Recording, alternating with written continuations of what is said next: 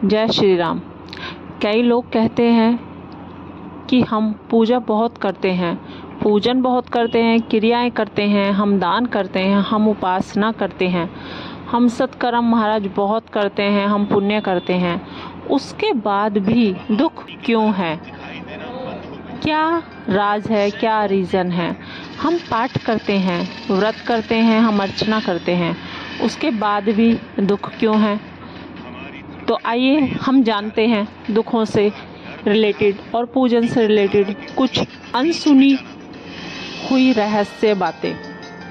हम पूजन तो कर रहे हैं, मान लो हमारे पेट में दर्द है, हमने क्रोसिन ले ली या अन्य कोई पेट दर्द की दवा ले ली, गोली खा ली, आपने इतनी सारी दवा ली तो आपका पेट दर्द या आपका सर का दर्द सही हो गया। कहीं पे भी आपकी बॉडी में दर्द था, आपने उससे रिलेटेड आपने कोई भी दवा ली, कोई मेडिसिन ली किसी डॉक्टर से या किसी मेडिकल स्टोर से, तो जो आपने खाई है वो उस टाइम पे आपको आराम देगी बिल्कुल, लेकिन उस दवा का उसके बाद में आपकी बॉडी पे क्या रिएक्शन होगा या आपको भी पता है और महाराज जी जो डॉक्टर आपको दवा दे रहा है उसे भी पता है।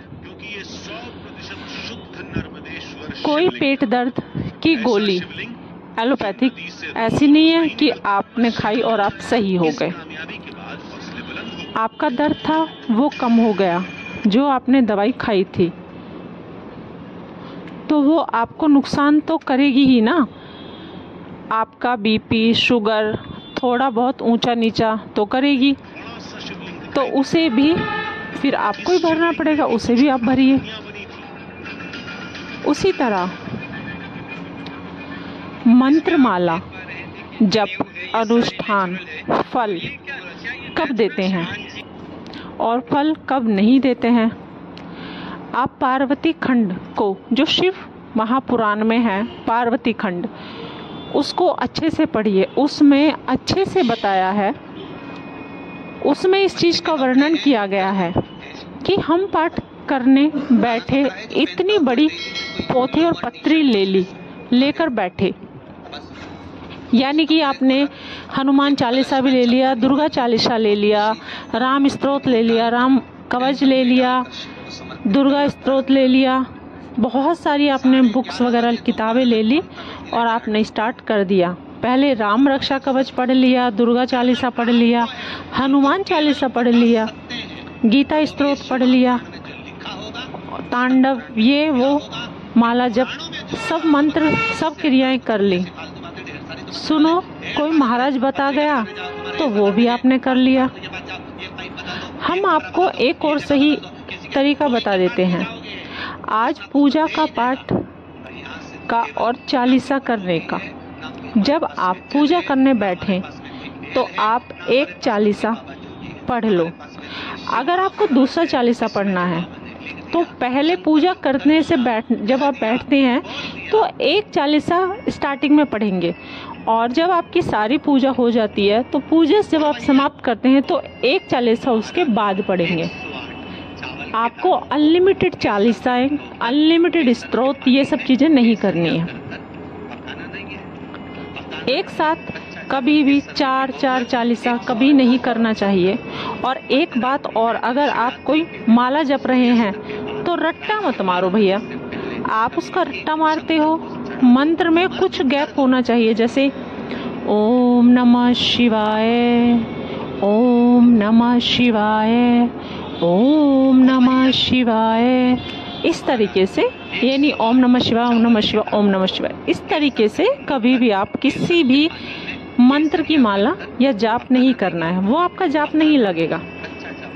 और अगर आप किसी भोलेनाथ के मंदिर में कोई भोग लेकर गए हैं और वो शिवलिंग को टच कर दिया, भोग लगा दिया, यानी कि आपने जो भोलेनाथ की शिवलिंग है, आप कोई भोग लेके गए थे, आपने मानो हलवा बनाया, आप शक्कर ले गए, आप बूरा ले गए, आप लड्डू ले गए, आप कोई फल ले गए, सेब ले गए, अमरूद ले गए, कोई भी ले गए, अगर आपने उस शिवलिंग को टच कर दिया है तो आप उसे फिर खुद नहीं पा सकते, ना ही आप अपने परिवार में किसी को उसे पाना चाहिए। वो आप फल, वो भोग आप वहीं पे उसे छोड़ के आए, यानी मंदिर में ही उसे छोड़ के आना है। वो आप अपने घर नहीं लेके आएंगे। ऐसा माना जाता है कि अगर आप शिवलिंग को टच किया हुआ भोग प्रसाद आप अपने घर लेके आते हैं तो महाराज वो आपको प्रसाद दुख के सिवा कुछ भी नहीं देगा, कुछ हासिल नहीं होगा सिवाय दुखों के।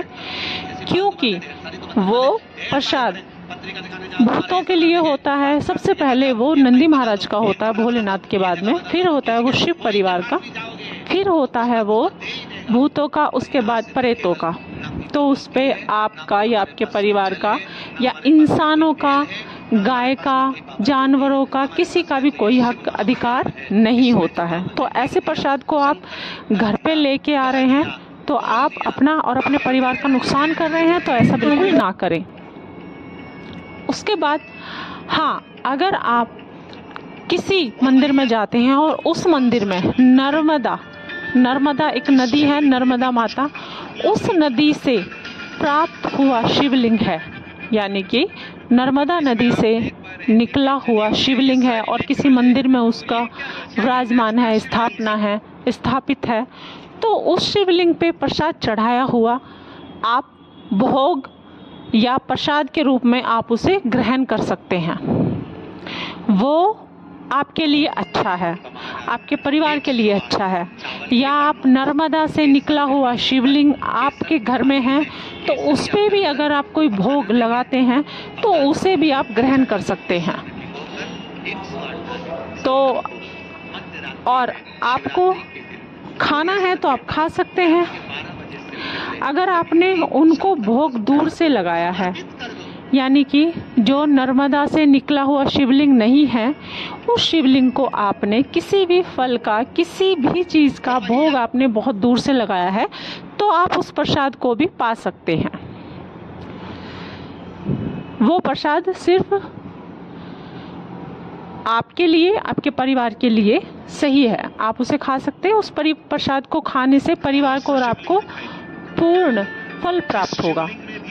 जिस तरीके से हमने आपको पूजा बताई है, आप प्लीज़ उसी तरीके से इस पूजा को करें और हमारे बताए गए उपाय कंटिन्यू देखने के लिए, आगे भी देखने के लिए आप हमारे चैनल को लाइक करें, सब्सक्राइब करें।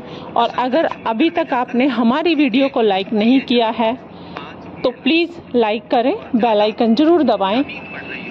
किसी भी समस्या से रिलेटेड, हम वास्तु से रिलेटेड आपको इसी चैनल पे नए प्रकार के उपाय लेकर आते हैं। उपायों के साथ में आपसे हमारी भेंट होती है। मिलते हैं फिर दोबारा से अपने किसी और नए उपाय के साथ में अपनी